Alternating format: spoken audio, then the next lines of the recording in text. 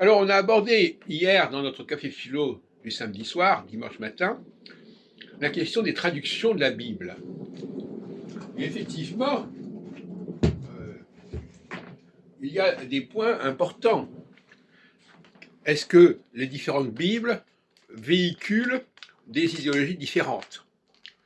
Comme là, nous avons une Bible qui serait celle des témoins de Jéhovah. Est-ce que quand on prend un passage, ça va être dans un sens qui est complètement différent de celui de notre Bible? Je pense qu'il ne faut pas exagérer. Mais il y a des cas où c'est remarquable.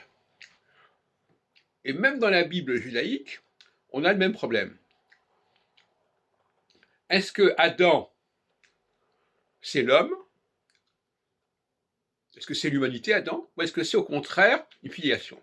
Or, quand on regarde Luc au chapitre 3, Saint Luc, on s'aperçoit que Jésus on remonte de Jésus jusqu'à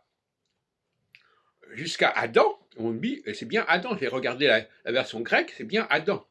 Et de Adam, on dit, il est fils de Dieu. Donc là, il n'y a pas de problème. Mais, justement, ailleurs, au lieu de dire Adam, on dit l'humanité. Et là, il y a un biais, il y a quelque chose qui est biaisé.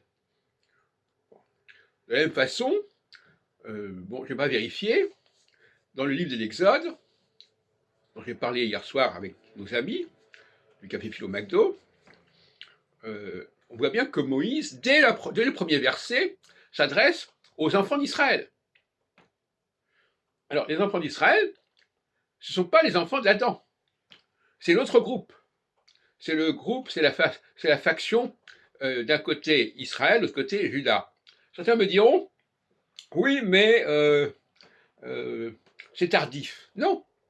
Là, le schisme qui se produit à la mort de Salomon, c'était déjà quelque chose qui était complètement dans la réalité. C'est pas quelque chose qui est né du jour au lendemain, au contraire. C'était quelque chose qui avait été occulté éventuellement, mais c'était une différence majeure.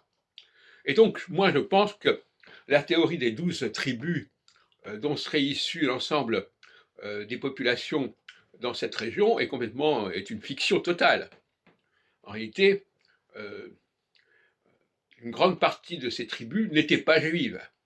Et une grande partie de ces tribus étaient des populations autochtones qui ont été intégrées dans le monde juif. Alors on connaît ça en France. On connaît la technique des départements, on connaît la méthode de Napoléon de diviser son empire, etc.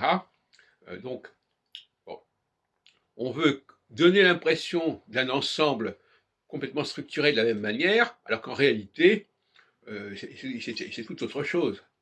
En réalité, c'est un raccommodage de choses extrêmement diverses sous une seule et même étiquette.